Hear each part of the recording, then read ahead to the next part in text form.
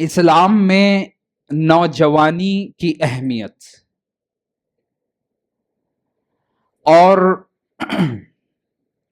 سب سے پہلے میں آپ کے سامنے یہ آیت رکھتا چلوں جس میں اللہ سبحانہ وتعالی نے فرمایا واللہ اخرجکم من بطون امہاتکم لا تعلمون شیئا، کہ اللہ سبحانہ وتعالی نے تمہیں تمہاری ماؤں کے پیٹوں سے نکالا اس حال میں کہ لا تعلمون شیئا، کہ تم کوئی چیز نہیں جانتے تھے، تمہیں کسی چیز کا علم نہیں تھا، تمہیں کوئی سلیقہ، کوئی طریقہ، کوئی بات کا علم نہیں تھا۔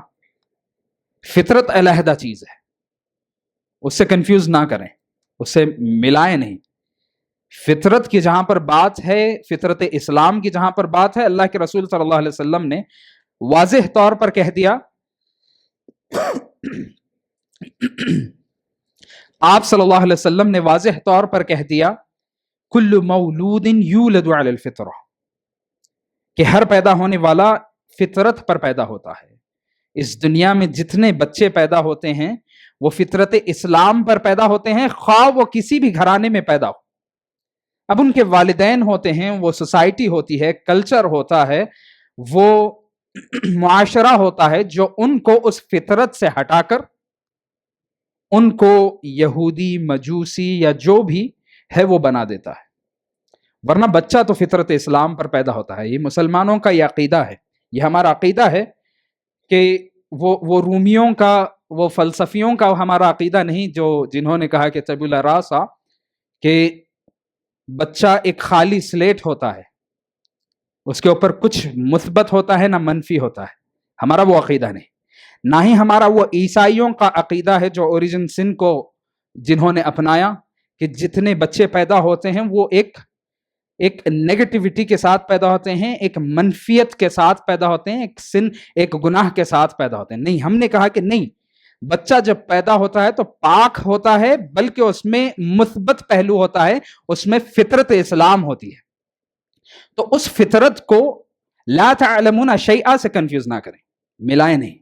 اللہ تعالیٰ نے کہا کہ تمہیں کسی بھی بات کا علم نہیں تھا، تم اپنی ماؤں کے پیٹوں سے اس حال میں نکلے کہ تمہیں کسی بات کا علم نہیں تھا، فطرت تم میں تھی۔ وَجَعَلَ لَكُمُ السَّمْعَ وَالْأَبْصَارَ وَالْأَفْئِدَةَ، اللہ نے تمہیں کان دیے، آنکھیں دی، دل دیا۔ ان کانوں سے تم چیزوں کو سنو، باتوں کو سنو، آنکھوں سے دنیا کو دیکھو، اللہ تعالیٰ کی نشانیوں کو دیکھو۔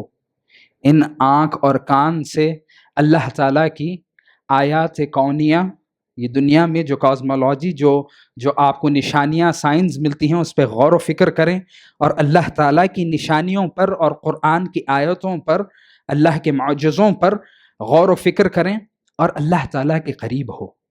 لعلکم تشکرون، یہ جو دیا ہے اللہ تعالیٰ نے تمہیں احساسات، سننے کی شکتی، دیکھنے کی شکتی، تمہیں یہ جو قلب جو دیا ہے، جو تمہارا پورا پروسیس کر رہا ہے، پورا انفارمیشن، پورا ڈیٹا، یہ اللہ نے تمہیں دیا ہے تاکہ تم کیا کرو؟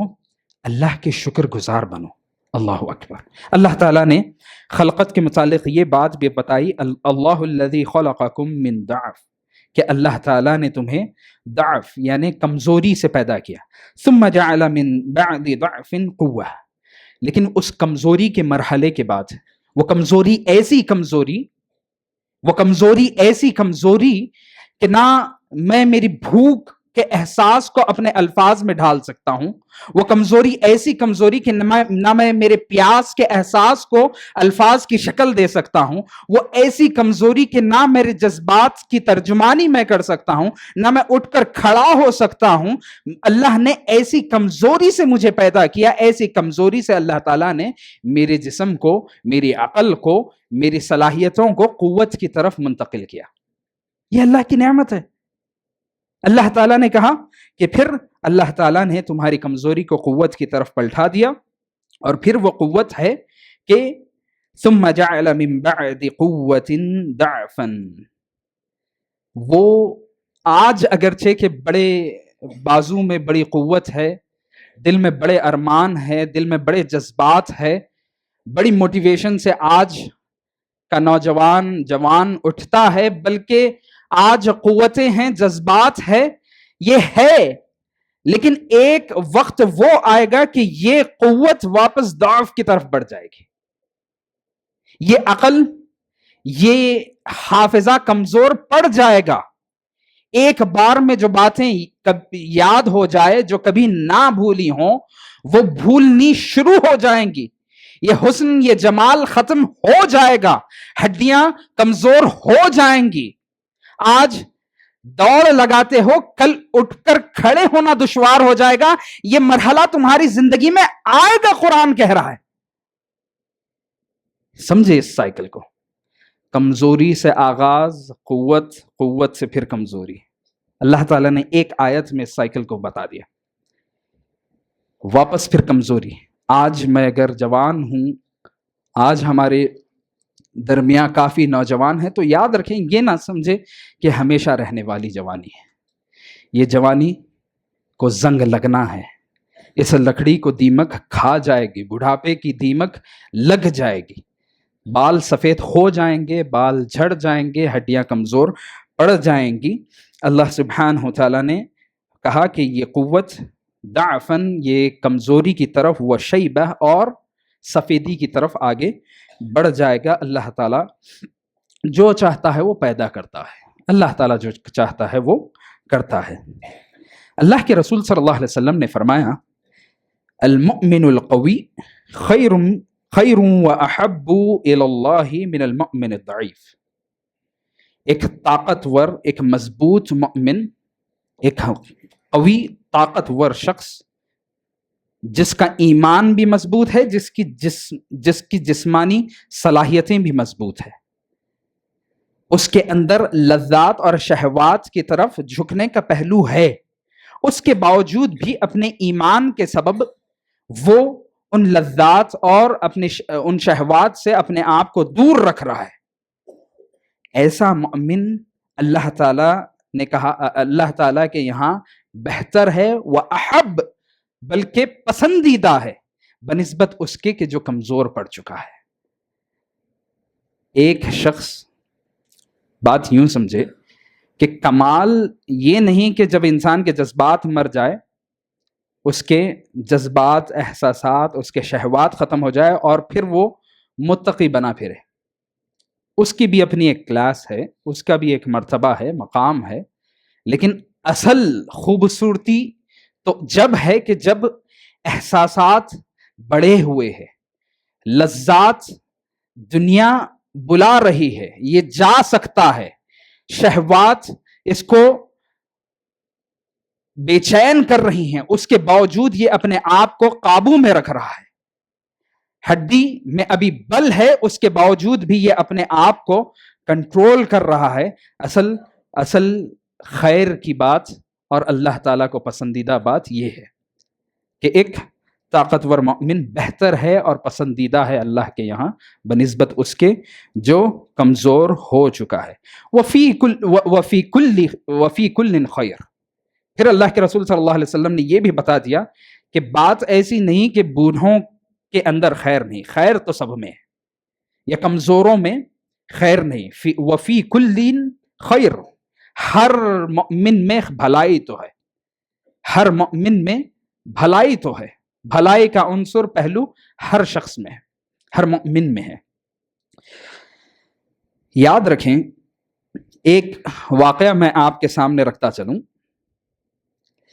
اللہ کے رسول صلی اللہ علیہ وسلم کے دور میں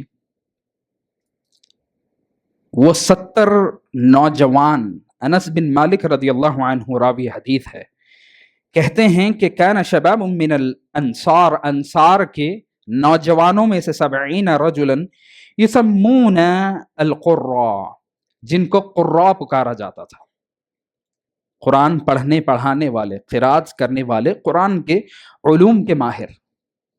لیکن کون تھے یہ نوجوان؟ انس بن مالک نے کیا کہا کہ یہ کون تھے؟ شباب، یہ انصار کے نوجوانوں میں سے تھے۔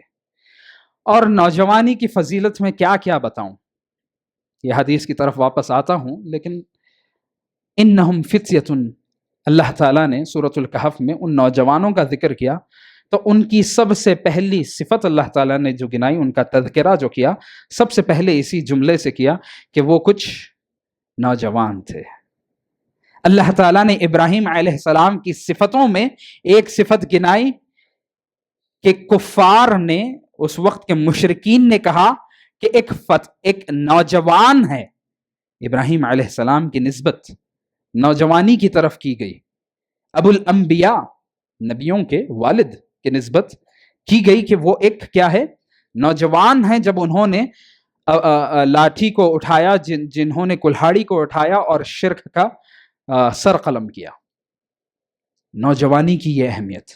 اللہ کے رسول صلی اللہ علیہ وسلم نے فرمایا کہ وہ عادل بادشاہ جس کے پاس اختیار ہے پھر بھی ظلم نہیں کر رہا ہے، اور وہ شخص جس کے پاس احساس ہے، جذبات ہے، اس کے باوجود اس نے اپنی زندگی، اپنی نوجوانی، اللہ کے رسول نے کیا کہا، اپنی نوجوانی اللہ تعالیٰ کی عبادت میں گزاری۔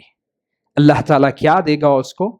اللہ تعالیٰ قیامت کے دن سایہ دے گا، یوم لا ظل الا ظلہ، سوائے اس کے سائے کے کوئی اور سایہ نہیں ہوگا۔ اللہ اکبر، اللہ تعالیٰ ہم کو ان میں شامل کرے۔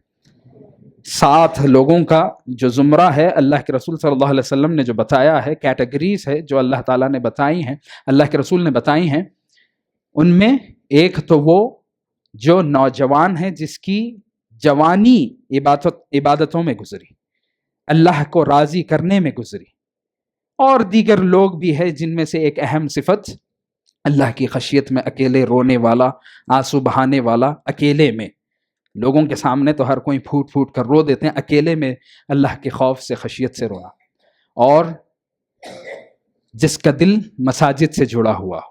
اب سوچیں کہ ایک نوجوان میں اگر یہ صفتیں جمع ہو، ایک نوجوان میں یہ صفتیں جمع ہو، اس کو کوئی حسین ذات منصب، عہدے والی، خوبصورتی والی دعوت دے رہی ہے، آ مجھ سے زنا کر لے، ہے تلک، یوسف کو اس نے دعوت دی، آ مجھ سے کر لے، جو کرنا ہے آج میں تیری ہوں، لیکن پھر بھی وہ اپنے جذبات کو قابو کر کر، اللہ تعالیٰ کی نشانیوں کو یاد کر کر اپنے آپ کو بچا کر رکھے۔ اللہ کے رسول صلی اللہ علیہ وسلم نے کیا فرمایا؟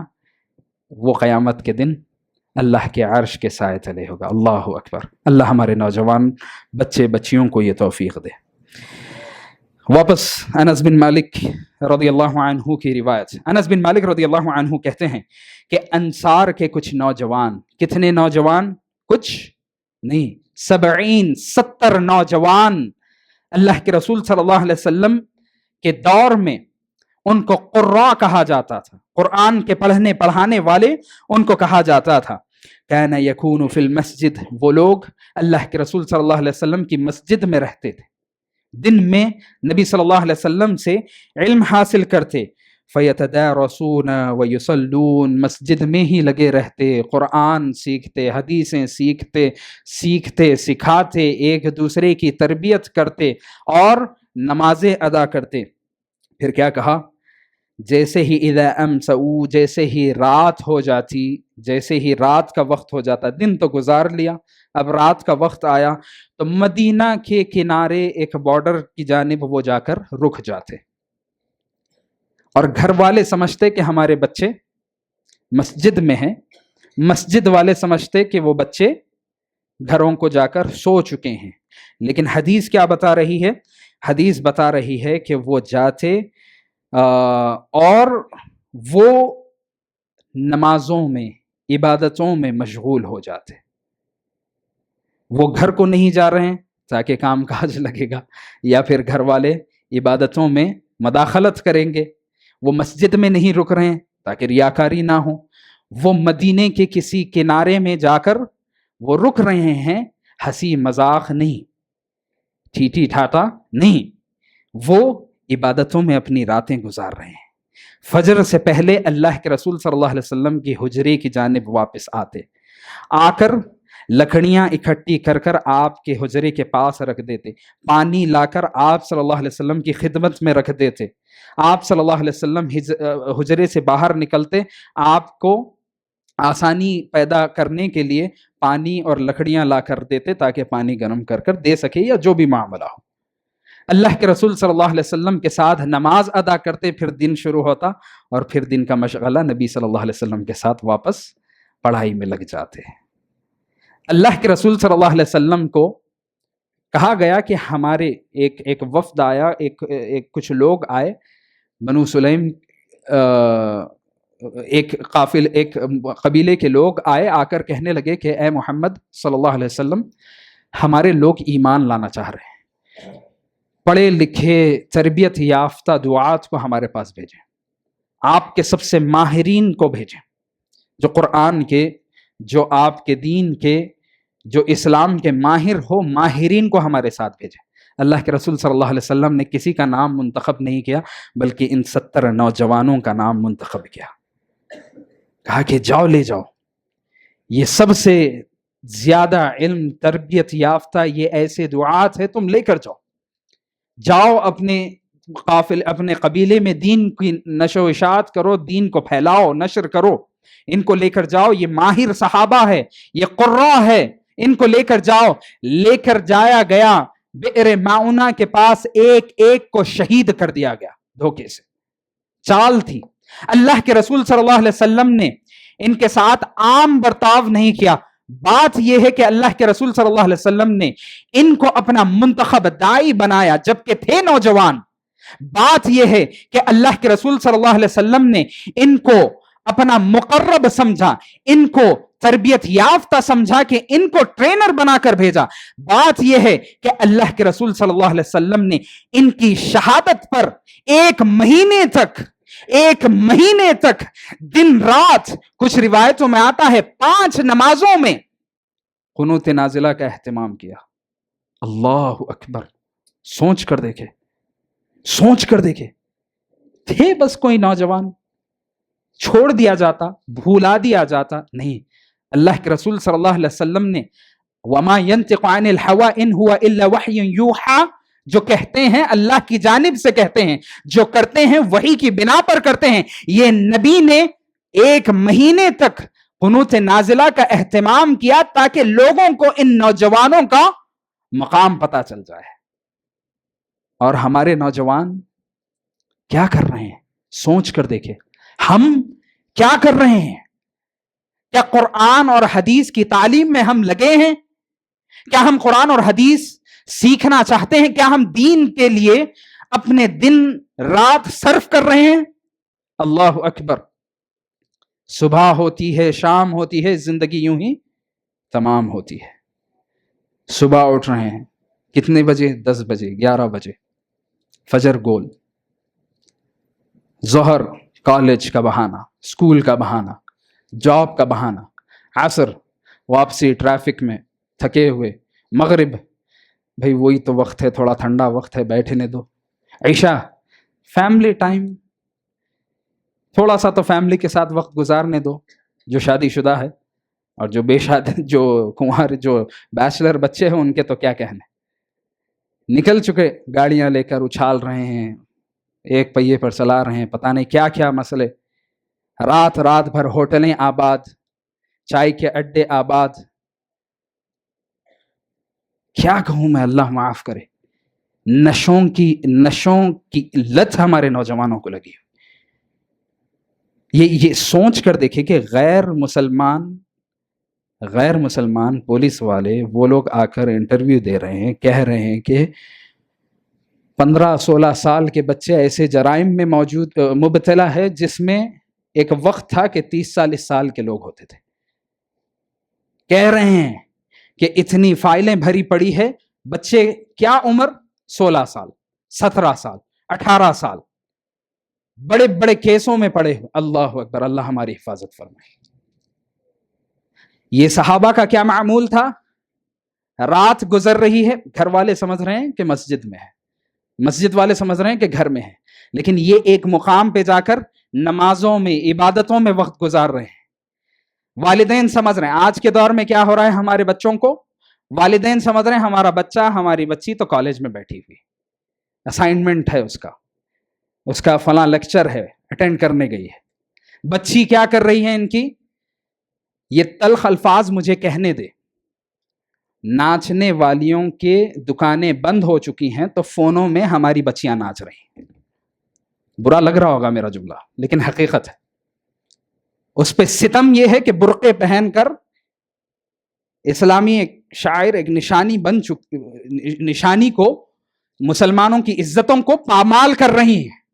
وہ ناچ رہی ہیں، ناچنے والیاں بن رہی ہیں. اور اس پہ اور ستم یہ ہے کہ بعض گھر والے تو دیکھ کر خود لائک کر رہے ہیں، خوش ہو رہے ہیں، شیئر کر رہے ہیں. ہمارے بچے نے یہ اداکاری کی ہے، ہماری بچی نے اس پر ناچا ہے، یہ ہم ہمارے ہاتھوں سے اس کو پسند کر رہے ہیں، نشر کر رہے ہیں. اللہ کے رسول صلی اللہ علیہ وسلم نے فرمایا تھا کہ اللہ تعالیٰ سے زیادہ غیرت مند کوئی نہیں. یہی وجہ ہے کہ اللہ تعالیٰ نے حرام کو حرام کیا ہے، حلال کو حلال کیا ہے. اللہ تعالیٰ سے زیادہ غیرت مند کوئی نہیں. یہی وجہ ہے کہ چیزیں حرام ہے.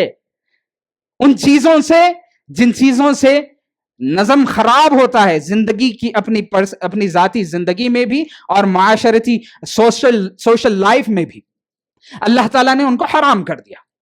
ہم انہی حرام میں اچھل کر کود رہے ہیں، اس کی طرف بھاگ رہے ہیں. اللہ کے رسول صلی اللہ علیہ وسلم نے فرمایا تھا کہ مومن غیرت مند ہوتا ہے، دیوس نہیں ہوتا. دیوسیت ہمارے اندر اتنی آ چکی ہے کہ ہماری بچیاں بے پردہ نکل رہی، ہم کو فرق نہیں پڑتا.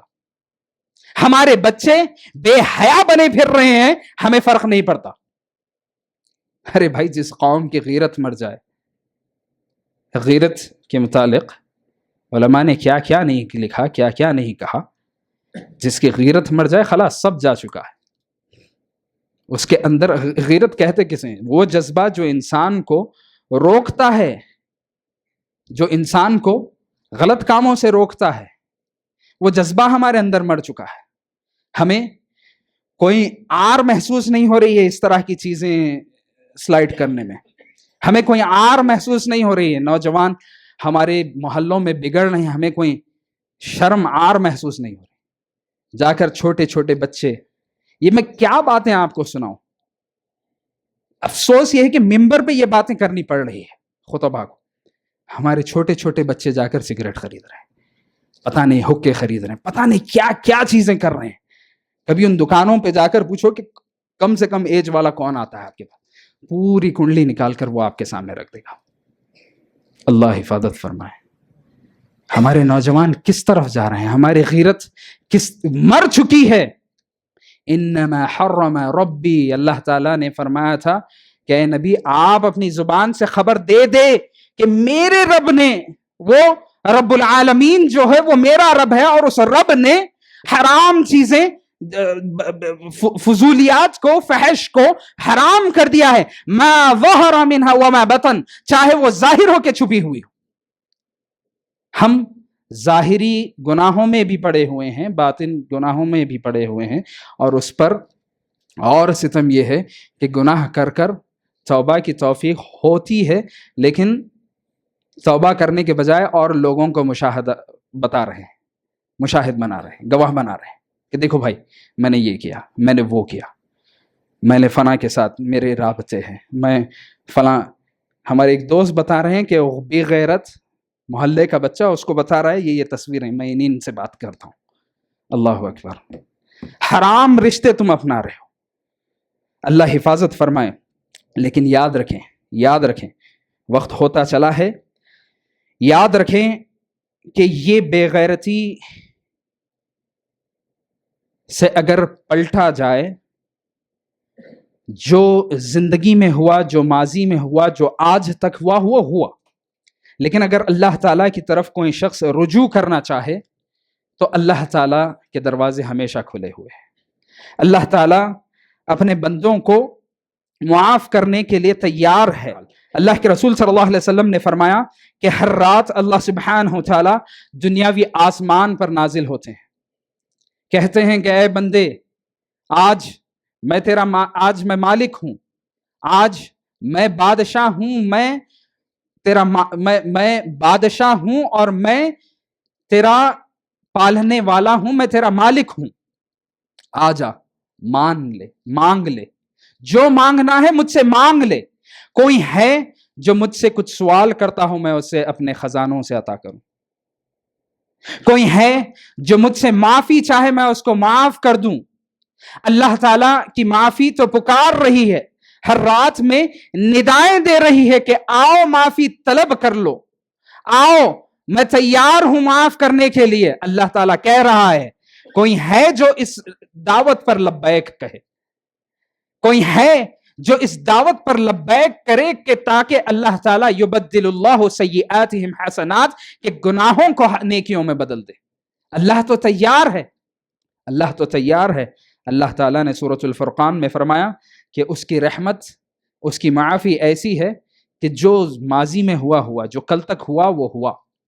اگر آج تم اللہ کے سامنے اکیلے میں رو کر اللہ تعالیٰ سے معافی مانگ لو، ایمان پر مضبوط ہو جاؤ، دین پر گامزن ہو جاؤ، تو اللہ تعالیٰ تمہاری ماضی، تمہاری کل تک کی تمام خطاؤں کو نیکیوں میں بدل دے گا.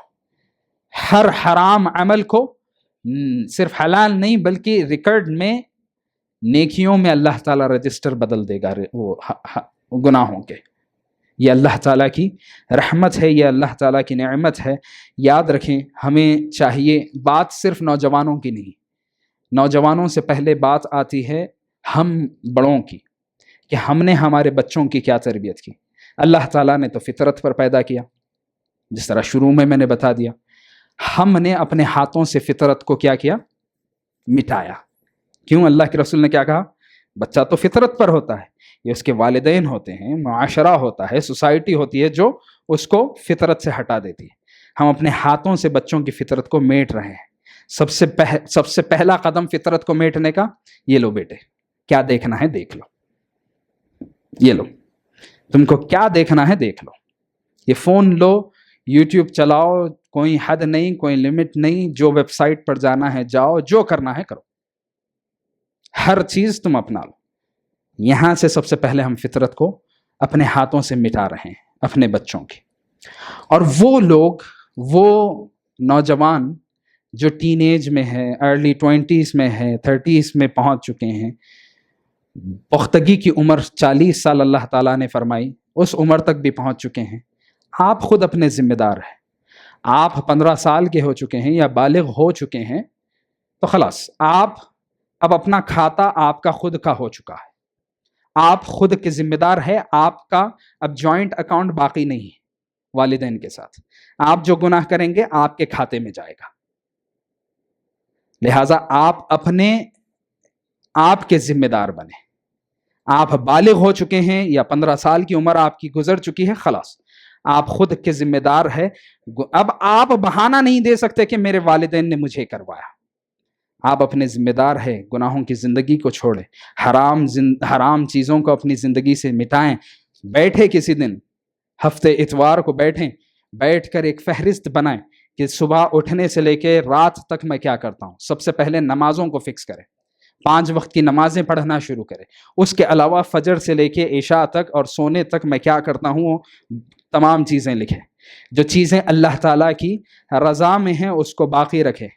جن چیزوں سے اللہ ناراض ہوتا ہے ان چیزوں کو سب سے پہلے کاٹیں، اس کو اپنی زندگی سے نکال دیں. اللہ کے رسول صلی اللہ علیہ وسلم نے یہ حدیث پر کچھ محدثین نے ضعف کا حکم لگایا، لیکن اکثر محدثین نے اس کو صحیح کہا ہے. اغتنم خمسا قبل خمس، 5 چیزوں کو 5 سے پہلے غنیمت جانو، جس میں سے ایک نوجوانی یا صحت یا پھر فارغ وقت کو شغل، بیماری یا پھر زندگی کو موت سے پہلے. آخر میں اللہ تعالیٰ سے دعا کرتا ہوں کہ اللہ تعالیٰ ہم سب کو کہنے سننے سے زیادہ عمل کی توفیق عطا فرمائے، اپنی زندگیوں کو صحیح راہ پر لانے کی توفیق عطا فرمائے. اللہ تعالیٰ ہمارے نوجوانوں کو بگڑنے بھٹکنے سے بچائے. اللہ تعالیٰ ہمارے نوجوانوں کو اور ہم سب کو راہ راست پر لائے. اقول قولی ھذا استغفر اللہ لی ولکم ولسائر المسلمین. الحمد للہ رب العالمین والصلاة والسلام علی رسولہ الکریم. تمام تعریفیں اسی ذات کو لائق اور زیبا ہے، اور درود و سلام ہو تمام انبیاء کرام پر، بالخصوص آپ کے اور میرے پیارے نبی محمد صلی اللہ علیہ وسلم پر. باتیں تو بہت سی کہی جاتی ہیں، کہی جا سکتی ہیں، لیکن اگر زندگی بدلنی ہے تو صرف ایک آیت یا ایک حدیث کا ٹکڑا، ایک سجدہ، ایک آنسو کافی ہے۔